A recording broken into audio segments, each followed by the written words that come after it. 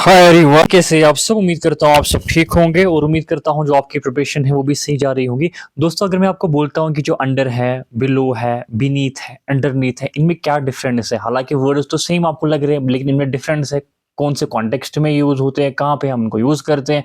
ठीक है, तो वो हम इस वीडियो में जानेंगे। हम इस वीडियो में जानेंगे कन्फ्यूजन प्रिपोजिशन क्या होते हैं, कौन कौन से प्रिपोजिशन को आप डिफरेंट कॉन्टेक्स्ट के साथ यूज करते हैं। ठीक है, तो वही हम इस वीडियो में जानेंगे। हमने ऑलरेडी बेसिक्स पढ़ा है, टाइप्स पढ़े हैं हमने, प्रपोर्शंस के हमने जाना कि प्रपोर्शन के क्या क्या टाइप है। तो इस वीडियो में हम जाने की जो कन्फ्यूजिंग प्रपोर्शन है और वो क्या होते हैं। ठीक है, जैसा कि आप देख रहे हैं कि अंडर, बिलो, बीनीथ, अंडरनीथ। ठीक है, और अगर आप चैनल पे नए हैं तो चैनल को आप सब्सक्राइब कर सकते हैं। और अगर आपको वीडियो पसंद आता है तो अपने दोस्तों के साथ भी इसको शेयर करना ना भूलें, क्योंकि आपको पता है कि हम फ्री यहाँ पे लेक्चर्स आपको प्रोवाइड कर रहे हैं। चाहे आप किसी भी जेकेएसएसबी एग्जाम की तैयारी कर रहे हो, चाहे वो जेकेपीएसआई है या आने वाला जो नायब तहसीलदार है या कोई और जेकेएसएसबी एग्जाम की आप तैयारी कर रहे हैं, तो ये जो सीरीज है, ये जो वीडियो लेक्चर्स है, काफी हेल्पफुल रहने वाले हैं आपके लिए। ठीक है, तो चलिए स्टार्ट करते हैं। आज का जो हमारा पहला कंफ्यूजिंग प्रिपोजिशन है वो क्या है, जो कि जिसमें, और ये प्रोपोर्शंस ऐसे हैं, ये जो कंफ्यूजिंग प्रोपोर्शंस ऐसे हैं जिनमें सबसे ज्यादा जो है एरर डिटेक्शन आपको पूछी जाती है। ठीक है, और जो फिल इन द ब्लैंक्स है वो भी इसमें पूछे जाते हैं, एरर डिटेक्शन है वो भी इससे पूछे जाते हैं। तो देखते हैं कैसे हम इनको पढ़ते हैं, क्या क्या इसमें जो है कंफ्यूजन होता है बच्चों को, वो हम सारा कुछ इसमें जानेंगे। ठीक है, तो पहला जो आपका कंफ्यूजिंग प्रोपोर्शन है वो क्या है, at versus in versus on. Basically हम इन तीनों की तीनों जो प्रोपोर्शन है इनको हम कहाँ कहाँ पे यूज करते देखते हैं। देखो, पहला जो हमने इसमें रखा है प्लेस का, प्लेस के कॉन्टेक्स्ट में, मतलब कि जो जगह है उसके कॉन्टेक्स्ट में हम इन तीनों प्रोपोर्शन को कहाँ कहाँ पे यूज करते हैं। जैसा कि एट जो होता है ये स्पेसिफिक पॉइंट के लिए यूज होता है, ये स्पेसिफिक लोकेशन के लिए यूज होता है। जैसे कि I am at the bus stop, ये बस स्टॉप क्या है, एक स्पेसिफिक पॉइंट है, एक स्पेसिफिक लोकेशन है। ठीक है, तो इसके लिए हम क्या यूज करते हैं, एट यूज करते हैं।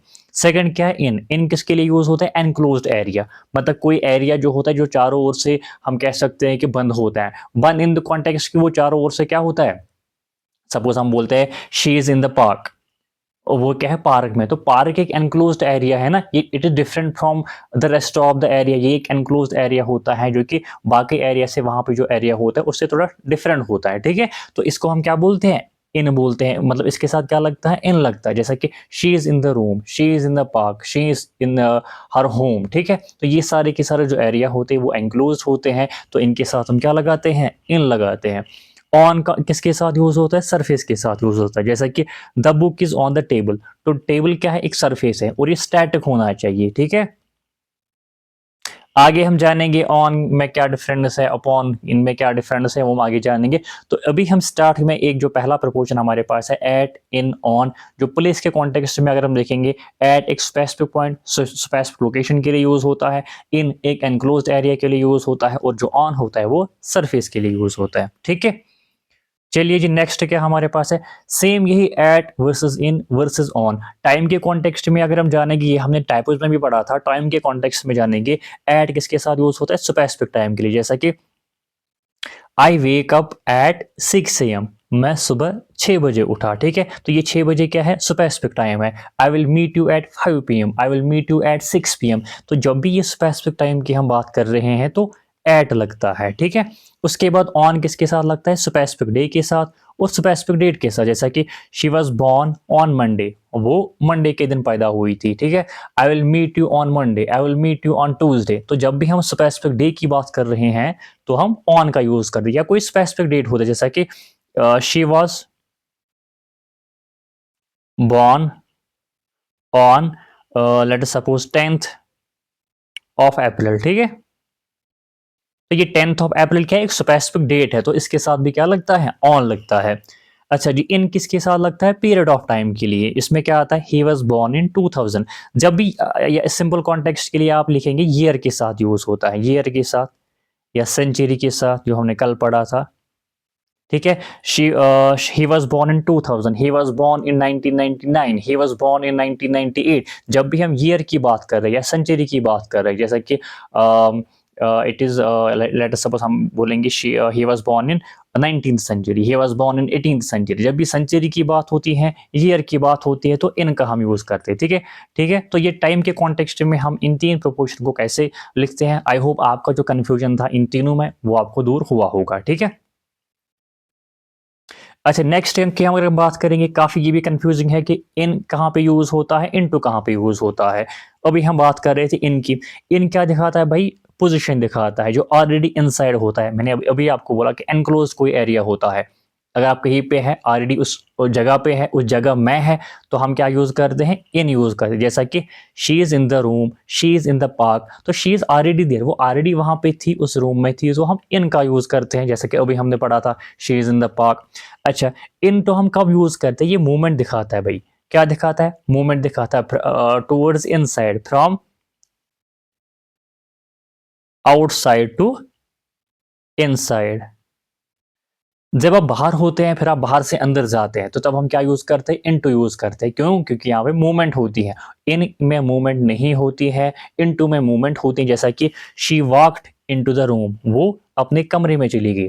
पहले वो बाहर से, उसके बाद वो कमरे में चली गई, तो मूवमेंट है, बाहर से अंदर आना। तो क्या है?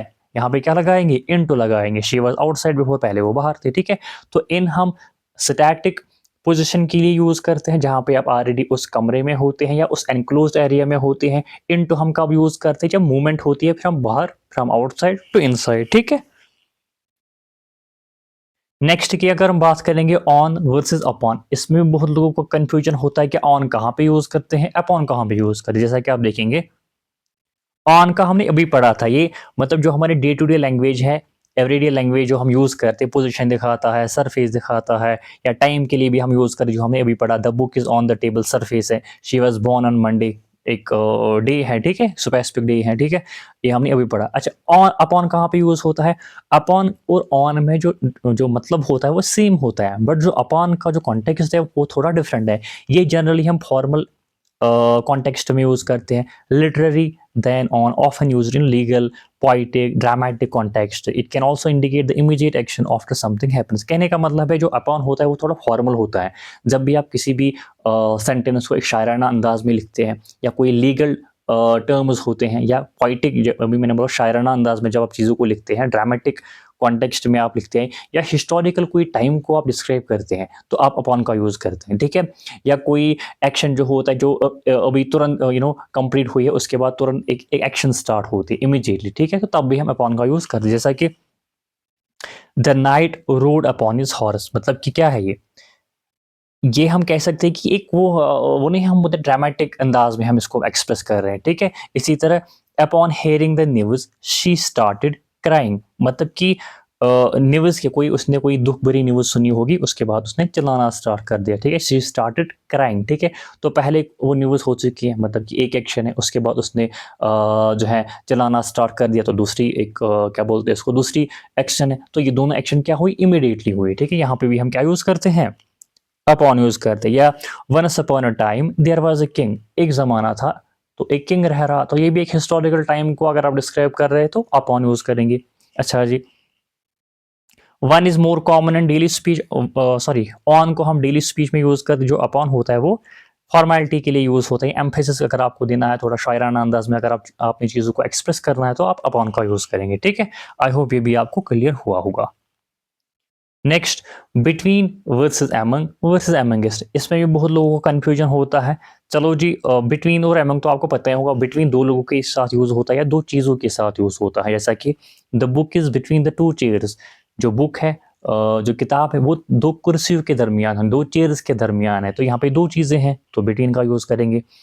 एमंग किसके साथ यूज़ होता है? मोर देन टू, जब दो या दो से ज़्यादा लोग होंगे, जब दो या दो से ज़्यादा चीज़ें होंगी। She was among her friends, वो अपने दोस्तों के दरमियान थी, मतलब कि वहाँ पे दो से ज़्यादा दोस्त होंगे, वो भी वहीं पे होंगे, तो हम क्या यूज़ करते हैं? एमंग यूज़ करते हैं, ठीक है?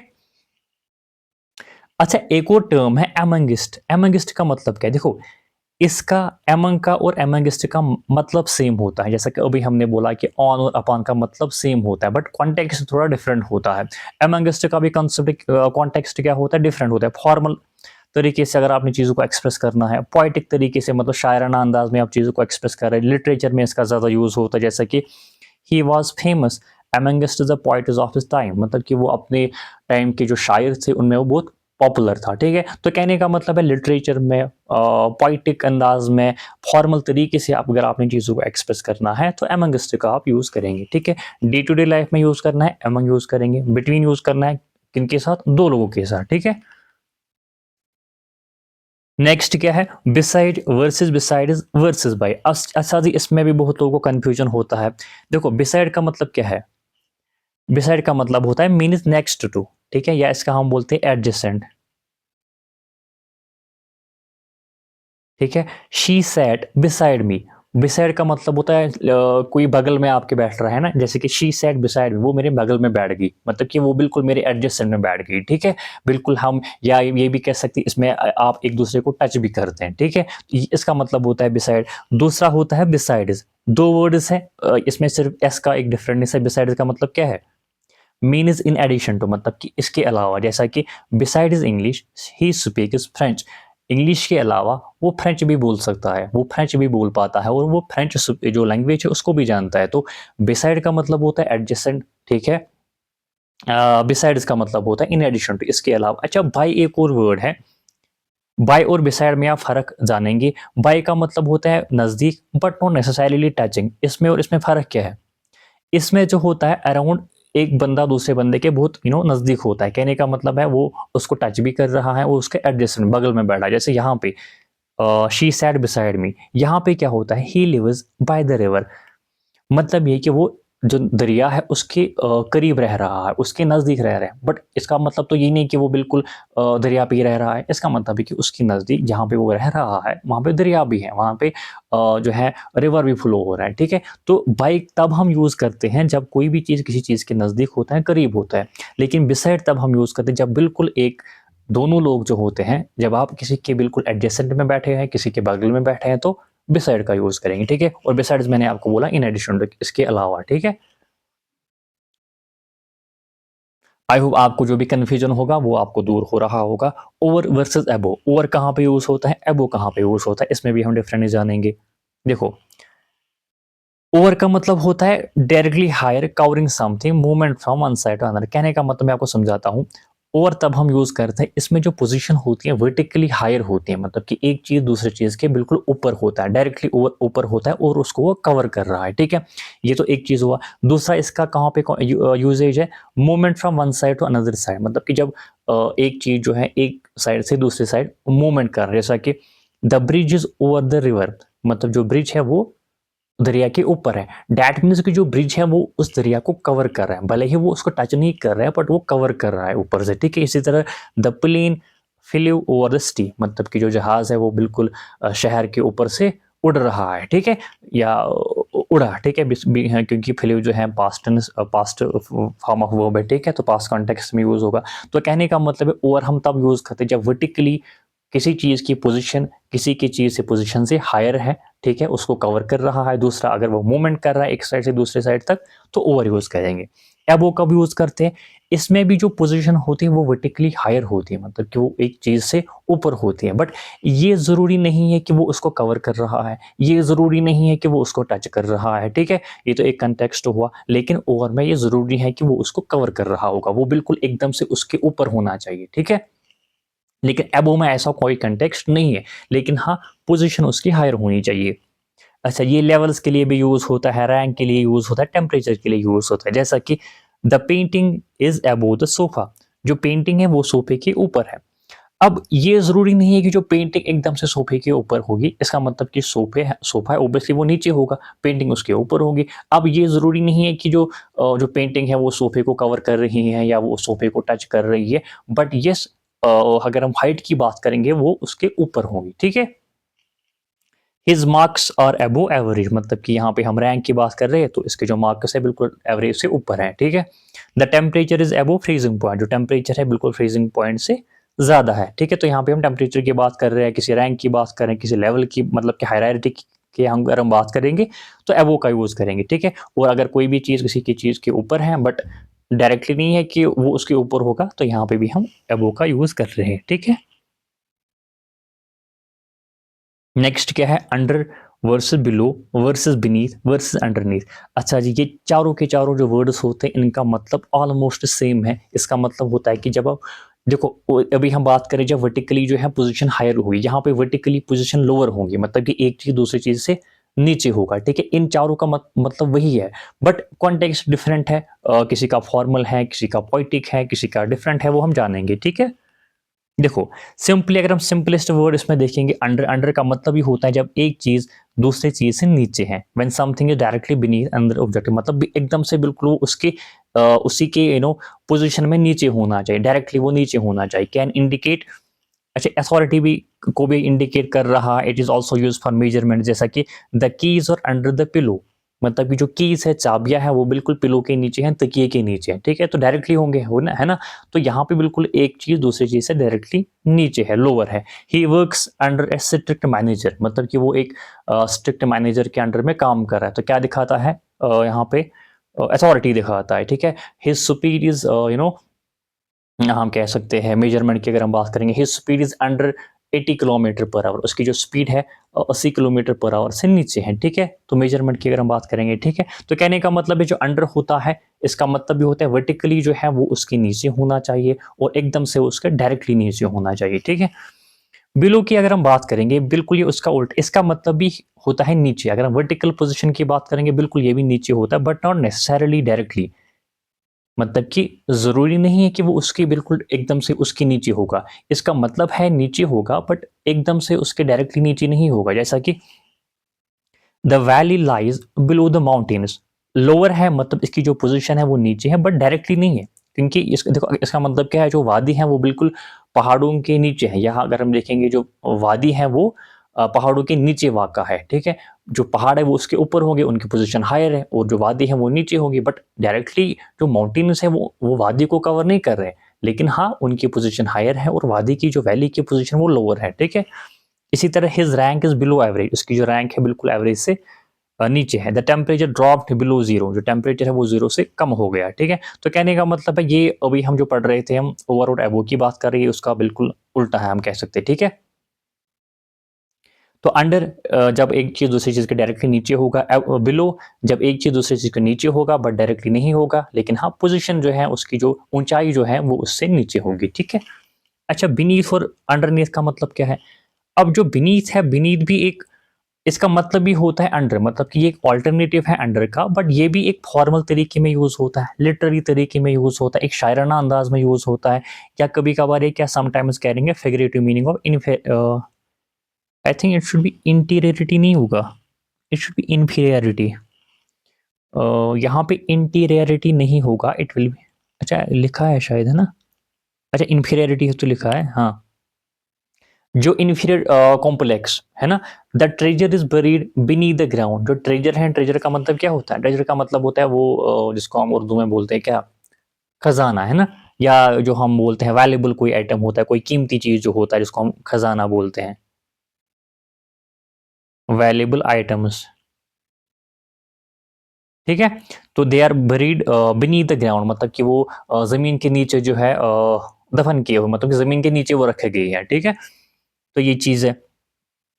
He thinks that job is beneath him, मतलब कि जो उसको ये लग रहा है, वो ये सोच रहा है कि जो नौकरी है, जो जॉब है, मतलब कि इसका अगर हम देखेंगे मतलब ये जो नौकरी है ये इसके लायक नहीं है, मतलब कि ये वो अपने आप को इस नौकरी से बिल्कुल अपने आप को हायर समझ रहा है ना, मतलब कि इन्फीरियरिटी कम्प्लेक्स यहाँ पे है, ठीक है। वो बोल रहा है कि नहीं जी, नौकरी मेरे लायक नहीं है, या हम कह सकते हैं कि ये क्या बोलते हैं इसको, यही एग्जैक्ट वर्ड यही है, लाइक ये जो नौकरी है मेरे लायक नहीं है, मतलब कि मैं जो है इसके ऊपर हूँ, मतलब कि मेरा जो स्टेटस है, ये मेरी नौकरी उसके कंपैरिजन में कुछ नहीं, बिल्कुल नीचे वाली, नीचे लेवल की नौकरी है, ठीक है। तो इन्फीरियरिटी कॉम्प्लेक्स को भी ये जाहिर करता है, या फॉर्मल या लिटरेरी जो है कॉन्टेक्स्ट में भी ये यूज होता है। अच्छा, अंडरनीथ की बात करेंगे, ये भी एक स्ट्रॉन्गर वर्जन है अंडरनीथ का। यहाँ पे आप थोड़ा ध्यान रखेंगे, अंडर और अंडरनीथ में फर्क क्या है। अंडर हम बोल रहे थे कोई भी चीज किसी की नीचे है, बट वहां पे जरूरी नहीं था कि वो इसको टच कर रहा है, लेकिन यहाँ पे जरूरी है कि दोनों जो चीजें हैं वो एक दूसरे को कवर करनी चाहिए या टच करनी चाहिए। जैसा कि ही वोर ए स्वेटर अंडरनीथ हिज जैकेट, उसने स्वेटर पहना, जैकेट के अंदर उसने स्वेटर पहना, दैट मीन्स की जो जैकेट है और जो स्वेटर है दोनों एक दूसरे को कवर कर रहे हैं। जैकेट जो है स्वेटर को कवर कर रहा है, स्वेटर को टच कर रहा है। The letter was hidden underneath the carpet, मतलब कि जो लेटर थी वो छिपी हुई थी, कहाँ पे, कारपेट के नीचे थी, ठीक है। तो यहाँ पे दोनों एक दूसरे को टच कर रहे हैं, दोनों एक दूसरे को कवर कर रहे हैं। जो कारपेट है वो लेटर को कवर कर रही है, अंडर में वो जरूरी नहीं है, वहां पे सिंपली ये होना चाहिए कि जो, जैसा कि the shoes are under the bed, मतलब कि जो शूज़ हैं, जो जूते हैं वो बेड के नीचे हैं। बट वो बेड और जो वो शूज़ हैं ज़रूरी नहीं कि वो टच करनी चाहिए। अंडर में हम ये मतलब एक चीज़ दूसरी चीज़ के नीचे होना चाहिए बट ज़रूरी नहीं है कि वो उसको टच कर रहा है। हाँ, डायरेक्टली वो होना चाहिए, उसके ऊपर होना चाहिए बट टच करना वहाँ पे ज़रूरी नहीं था। अंडरनीथ में बिल्कुल टच करना ज़रूरी है, कवर करना ज़रूरी है, ये आप ध्यान रखेंगे, ठीक है? अच्छा नेक्स्ट क्या है बाय वर्सेस विद। अब बाय कहाँ पे यूज होता है, विद कहाँ पे यूज होता है। बाय जनरली हम बोलते हैं कि किसने काम करा, who did the action, the book was written by Shakespeare. जो बुक है ये शेक्सपियर ने लिखी, ठीक है। जनरली बाय हम पैसिव वॉइस में यूज करते हैं, जैसा कि मैं आपको बोलता हूँ कि आई ईट फूड, ठीक है। आई एम ईटिंग फूड या आई ईट फूड, हम इसका अगर हम पैसिव वॉइस बनाएंगे क्या बनाएंगे, the food is eaten by me. Generally हम पैसिव वॉइस में बाय का यूज करते हैं और बाय का मतलब होता है ये काम किसने किया। विद की अगर हम बात करेंगे, विद का मतलब होता है कि अगर आप कोई काम कर रहे हैं, उस काम के लिए आपने कौन सा टूल यूज किया, उस काम के लिए आपने कौन सा इंस्ट्रूमेंट यूज किया, तो विद लगा दी। जैसा कि she wrote with the pen, उसने जो है पेन से लिखा। जनरली एक और चीज आप अपने नोट्स में लिखेंगे, विद जो होता है नॉन लिविंग थिंग्स के साथ यूज होता है, नॉन लिविंग थिंग्स के साथ यूज होता है। और जो बाय होता है वो लिविंग थिंग्स के साथ यूज होता है, ठीक है। तो ये भी आप याद रखेंगे। नेक्स्ट क्या है, अच्छा जी ये काफी कंफ्यूजिंग होता है, for versus since versus from कहाँ पे यूज होता है जानते हैं।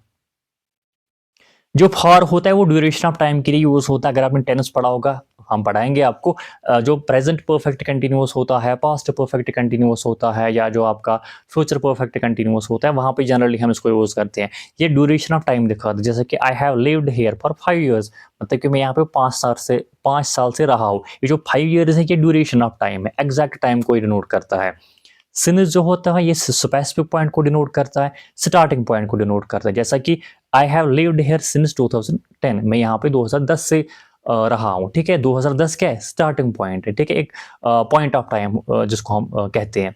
फ्रॉम की अगर हम बात करेंगे, फ्रॉम एक रेंज ऑफ टाइम यूज करता है। यहाँ पे दो टाइम जरूरी होने चाहिए, और ये एक दूसरे को कनेक्ट कैसे करता है, फ्रॉम दूसरे टाइम को कैसे कनेक्ट करता है, टू का यूज करता है। जैसा कि he worked from 9 AM to 5 PM, उसने काम किया 9 बजे से लेके 5 बजे तक। तो कभी कभार बहुत सारे लोग जो है फॉर की जगह फ्रॉम यूज करते हैं, जो कि बहुत गलत बात है। फॉर जो है ड्यूरेशन ऑफ टाइम के लिए यूज होता है, एकदम से एग्जैक्ट टाइम आपको पता होना चाहिए। सिंस तब यूज होता है जब आपको स्टार्टिंग, कभी मतलब आप काम कर रहे हैं, आपको जो स्टार्टिंग पॉइंट है, मॉर्निंग है, इवनिंग है, 2010 है, 2011 है, तो उसके लिए यूज होता है। फ्रॉम जो होता है बिल्कुल रेंज ऑफ टाइम के यूज होता है, मतलब कि कहाँ से कहाँ तक, ठीक है, उसके लिए फ्रॉम यूज होता है। और जब भी आप फ्रॉम यूज करते हैं उसके बाद तो आना जरूरी है, रेंज, क्योंकि रेंज जो है ये रेंज को डिस्क्राइब करता है, ठीक है, टाइम रेंज को, ना कि एग्जैक्ट टाइम को, ठीक है। अच्छा नेक्स्ट एक और इंपॉर्टेंट है, ये भी आपको मतलब इसमें भी कंफ्यूजन होता है। ए ओ एफ ऑफ और ओ डबल एफ ऑफ का मतलब क्या है, कहाँ पे यूज होता है। ऑफ का कहाँ पे हम यूज करते हैं, जब आप पोजीशन दिखाते हैं, रिलेशन दिखाते हैं, मतलब कि पार्ट ऑफ ए होल, मतलब कि ये चीज इस पूरे के पूरे जो है, कोई बड़ा चीज है उसका कोई छोटा चीज है, तो ये इसका पार्ट है, तो हम यूज करते हैं ऑफ को। मटेरियल कंपोजिशन में यूज करते हैं, कॉज रीजन, एग्जाम्पल के जरिए समझते हैं। The door of the house is blue, मतलब कि जो एक घर है इसका जो दरवाजा है वो ब्लू है। तो ये दरवाजा किसका है, हाउस का है। तो ये यहाँ पे क्या दिखाता है, पोजीशन दिखाता है, तो ऑफ यूज हो गया। ही ड्रैंक ए गिलास ऑफ वाटर, उसने जो है एक मतलब गिलास ऑफ मतलब कि पानी पी, ठीक है, एक गिलास पानी पी, तो पार्ट ऑफ ए होल है, ठीक है। अच्छा जी, और क्या है, the table is made of would. अच्छा मटेरियल, अगर कोई भी चीज किसी चीज से बना हुआ है, मतलब कि इसका मटेरियल है, तो हम ऑफ यूज करते हैं। टेबल किससे बना हुआ है, वुड से बना हुआ है, तो ऑफ यूज होगा।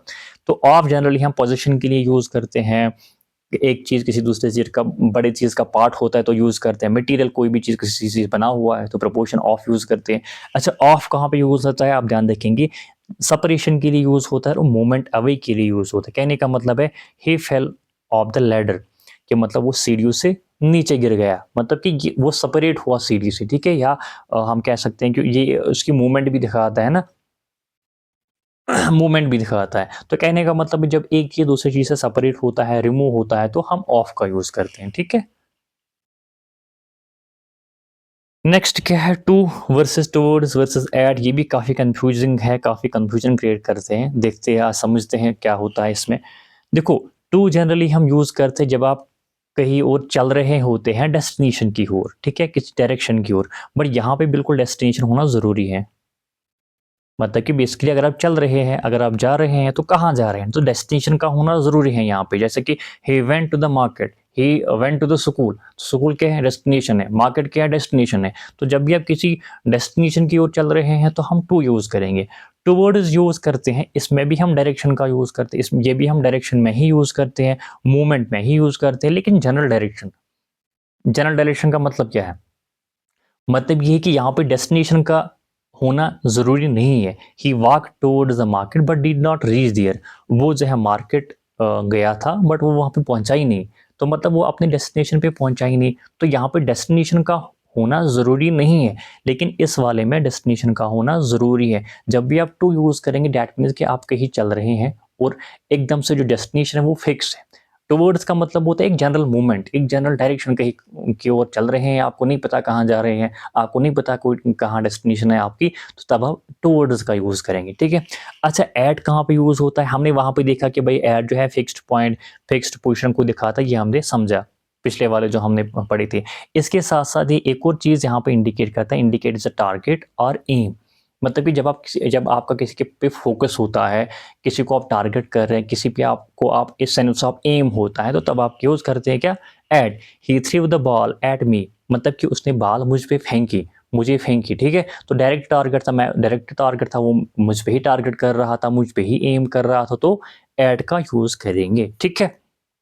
ये हम ये नहीं कह सकते कि ही threw the ball to me, ये गलत होगा। हम ये नहीं कह सकते कि ही threw the ball towards me, हम ये बोलेंगे ही थ्रेव द बॉल एट मी, ठीक है। नेक्स्ट देखते हैं बाय वर्सेस अंटिल। अच्छा जी, बाय हम यूज़ करते हैं एक डेडलाइन के साथ। जैसे कि मैं अगर आपको बोलता हूँ कि भाई आपको ये जो काम है आज के 5 बजे से पहले-पहले कंप्लीट करनी होगी। मैं आपको बोलूँगा finish this work by today 5 PM.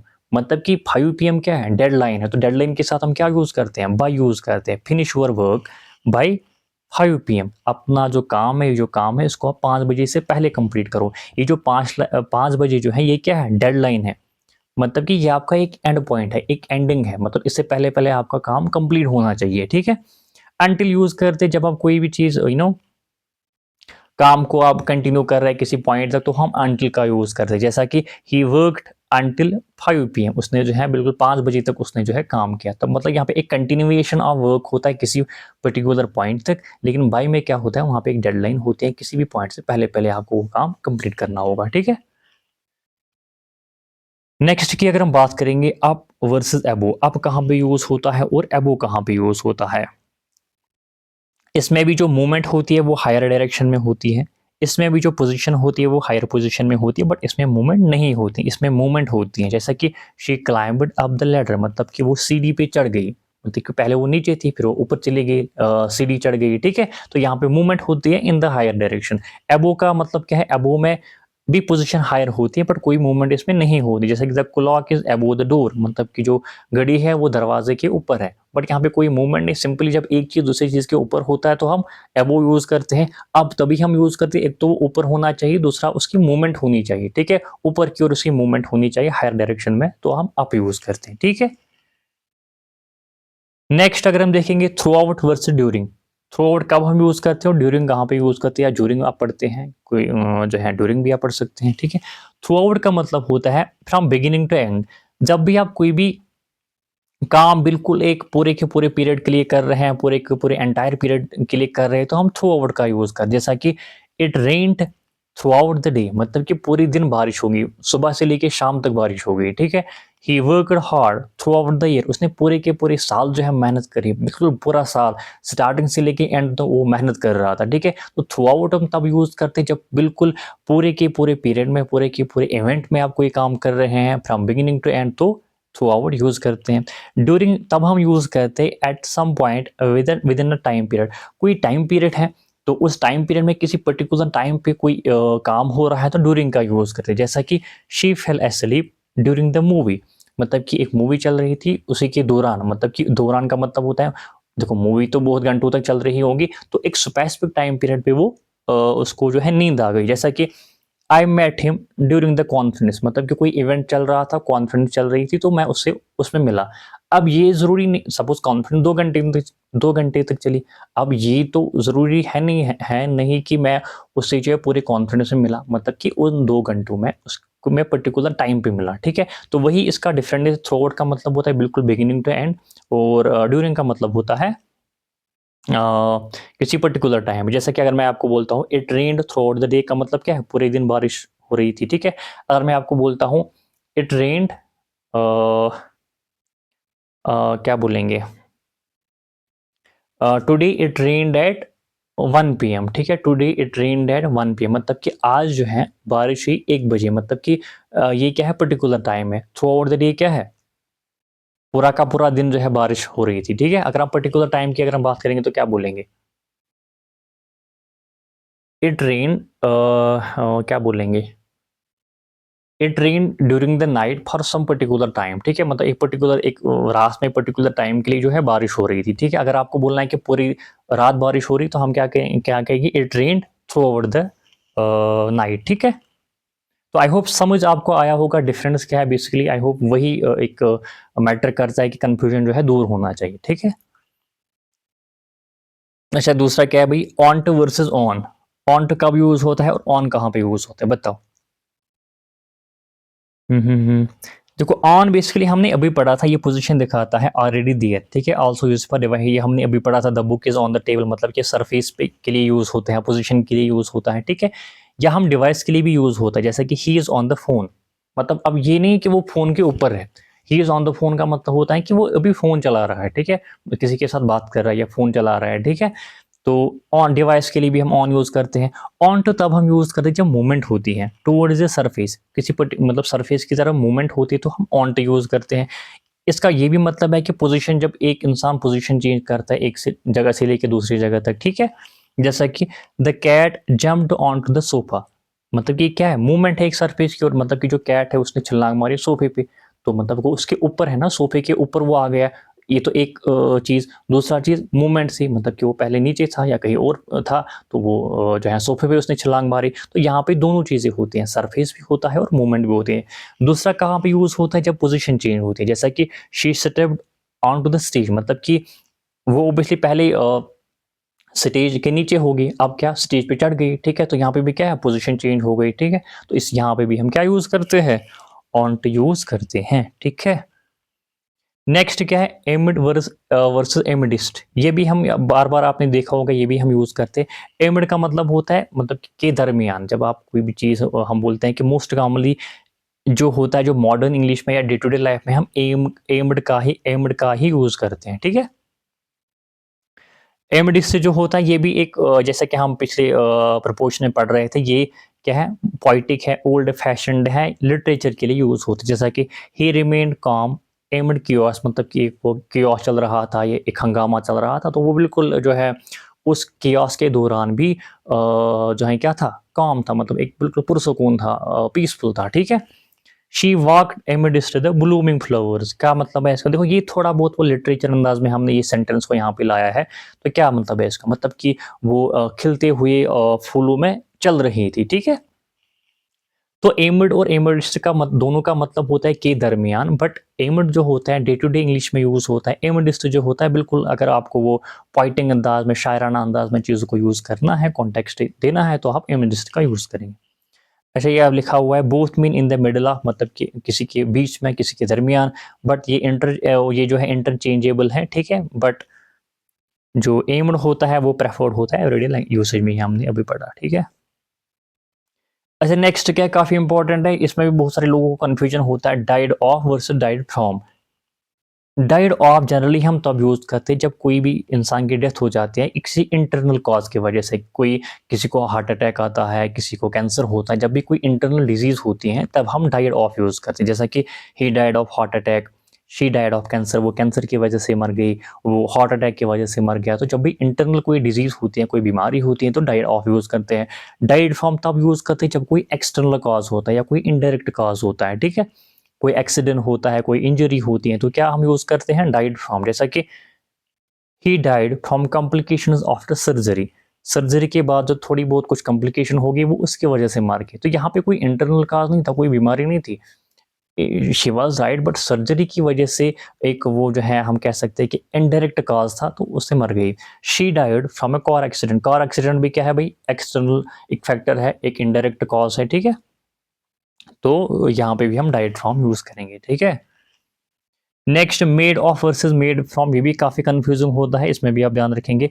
देखो मेड ऑफ हम तब यूज करते हैं जब मटेरियल जो होता है सेम होता है आफ्टर प्रोडक्शन, मतलब कि आप कोई भी चीज किसी चीज से बना रहे हैं ना, प्रोड्यूस कर रहे हैं, तो जब जो मटेरियल होता है वो सेम रहता है, या जो ओरिजिनल जो मटेरियल होता है आप बिल्कुल उसको देख सकते हैं even after producing the new thing, ठीक है। तो तब हम यूज करते हैं मेड ऑफ, जैसा कि use made of when the original material is still visible in unchanged, जैसा कि this table is made of would, मतलब कि जो टेबल है वुड से बना हुआ है। जब आप टेबल को देखते हैं तो ऑब्वियसली आपको बिल्कुल बाहर से नजर आता है कि भाई ये लकड़ी का बना हुआ है ना, तो कहने का मतलब लकड़ी तो चेंज हुई ही नहीं, पहले भी लकड़ी थी अब भी लकड़ी है, ठीक है। Her ring is made of gold, उसकी जो रिंग है वो गोल्ड से बनी हुई है। जब आप रिंग को देखते हैं तो आपको एकदम से पता लगता है कि भाई ये गोल्ड से बनी हुई है। तो मेड ऑफ हम तब यूज करते हैं जब ओरिजिनल जो कंपोजिशन होती है, जब आप किसी जो ओरिजिनल जो चीज होता है, ओरिजिनल मटेरियल होता है, उसको आप बिल्कुल देख सकते हैं, वो उसमें कोई चेंज नहीं आई है, तो हम मेड ऑफ यूज करते हैं। मेड फ्रॉम तब हम यूज करते हैं जब ओरिजिनल मटेरियल जो होता है इसकी ट्रांसफॉर्मेशन होती है, वो चेंज होता है और कभी आप उसको बिल्कुल देख नहीं सकते। जैसा कि paper is made from trees, जो पेपर है वो किससे बना हुआ है, ट्री से बना हुआ है। बट क्या आप जो पेपर जब आप देखते हैं क्या आपको लगता है कि ये भाई ये ट्री है, मतलब क्या आपको तो ट्री तो विजिबल है ही नहीं, मतलब कि जो ट्री है बिल्कुल उसमें चेंज आई है, वो ट्रांसफॉर्म हुआ है, तो मेड फ्रॉम यूज करेंगे। Wine is made from grapes, जो वाइन है वो ग्रेप से बना हुआ है। जब आप वाइन को देखते हैं क्या आपको लगता है कि भाई ये ग्रेप्स है, तो ग्रेप्स तो वहां पे कहीं दिखते ही नहीं है। तो जब भी ओरिजिनल मटेरियल चेंज होता है, ट्रांसफॉर्म होता है, चाहे फिर वो केमिकली हो चाहे वो स्ट्रक्चरली हो, तो हम क्या यूज करते हैं, मेड फ्रॉम यूज करते हैं, ठीक है। अच्छा नेक्स्ट और लास्ट क्या है, कंपेयर टू। ये भी बहुत कंफ्यूजिंग है, कंपेयर टू और कंपेयर विद कहाँ कहाँ पे यूज होता है। कंपेयर टू हम तब यूज करते हैं जब आप सिमिलैरिटी किसी मतलब किसी इंसान को या किसी चीज को कंपेयर कर रहे हैं, बट दोनों जो चीज है वो डिफरेंट है, ठीक है। जैसा कि एग्जाम्पल के जरिए हम देखेंगे, she compared his voice to melody, मतलब कि उसने अपनी जो वॉइस है उसको मेलोडी के साथ कंपेयर किया। तो यहाँ पे क्या है, मेटामॉर्फिकल है। यहाँ पे क्या है, ये मेटामॉर्फिकल, जब आप एक मेटाफर की मतलब एक चीज को दूसरी चीज से कंपेयर करते हैं बट एज मेटाफर, ठीक है। तो एक और एग्जांपल है, life is often compare to a journey. Life जो है इसको जर्नी के साथ कंपेयर किया जा रहा है। तो जर्नी अलग है, लाइफ अलग है, जर्नी का मतलब क्या है, एक सफर, ठीक है। लाइफ तो डिफरेंट है, कहने का मतलब है जब जब दो डिफरेंट एंटिटीज, जब दो डिफरेंट चीजों को एक दूसरे के साथ कंपेयर किया जा रहा है, चाहे वो मेटाफोरिकली हो या चाहे वो डिफरेंट एक वो एंटिटीज हो, तो तब हम कंपेयर टू यूज करते हैं। कंपेयर्ड विद जो होता है ये यूज करते हैं जब सिमिलर, जब सिमिलर चीजों को हम कंपेयर करते हैं, ये बिल्कुल फैक्चुअल होता है, डिटेल कंपैरिजन होता है, तो तब हम कंपेयर्ड विद यूज कर रहे हैं। जैसा कि the new phone model was compared with the previous version, जो नया फोन मॉडल है इसको हम प्रीवियस जो वर्जन है उसके साथ कंपेयर कर रहे हैं, मतलब कि जो प्रीवियस वर्जन में वो भी फोन था, ये भी फोन है, दोनों जो है सिमिलर है। तो सिमिलर चीजों को जब भी आप कंपेयर करेंगे तो हम कंपेयर्ड विद यूज करते हैं। इसी तरह India's economy is often compared with China's, China की क्या, चाइना की इकोनॉमी भी, ठीक है। तो यहाँ पे भी चाइना की भी क्या है, इकोनॉमी है, इंडिया की भी क्या है, इकोनॉमी है। जब भी दो सिमिलर चीजों को आप कंपेयर करेंगे तो हम कंपेयर्ड विद का यूज करेंगे। जब भी हम दो डिसिमिलर चीजों को यूज कर कंपेयर करेंगे तो कंपेयर टू यूज करेंगे, ठीक है। आई होप ये भी आपको कंफ्यूजन क्लियर हुआ होगा। Now there is a practice it, now we will cover it in the next video. तो आप क्या करेंगे, आप इस बिल्कुल जो हम पीडीएफ जो है मैं शेयर करूंगा प्रीमियम टेलीग्राम ग्रुप में, इसको आप बिल्कुल रिवाइज करेंगे। कल मैं इस पे वीडियो लाऊंगा जिसमें हम प्रैक्टिस सेट करेंगे, देखते हैं कि आपने कितना पढ़ा है, कितना आपने रिवीजन किया है। अगर आपको ये पीडीएफ चाहिए तो आप क्या करेंगे, इस वाले व्हाट्सएप पे आप कांटेक्ट करेंगे, and what you will do is that you will just WhatsApp on this number and we will just add you to the premium Telegram group, जहाँ पे बिल्कुल आपको और भी चीज़ें आपको मिलेंगी। वहाँ पे आपको टॉपिक वाइज नोट्स मिलेंगे, जो भी हम टॉपिक यहाँ पे पढ़ाते हैं बिल्कुल। आपने देखा होगा जो पीडीएफ है बिल्कुल कंपाइल है, इसमें अगर आप प्रोपोर्शन पढ़ेंगे आपको फिर कहीं और से पढ़ने की ज़रूरत नहीं पड़ेगी।